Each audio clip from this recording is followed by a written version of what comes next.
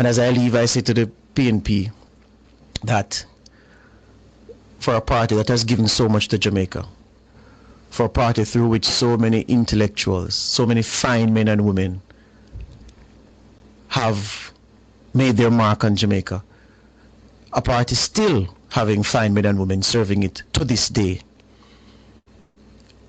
A lot of the so-called vloggers especially, who attach themselves to your train, you can do better than them. Look around social media, look at most of those spreading the PNP message. Pure dunce them. Pure dunce. Yeah? And then you had some of them, dunce Monday, get a degree Tuesday, bright Wednesday in their minds. The PNP deserves better cheerleaders. But today, this morning, I want history to record that it was this forum that praised the work and the character of a little man from Westmoreland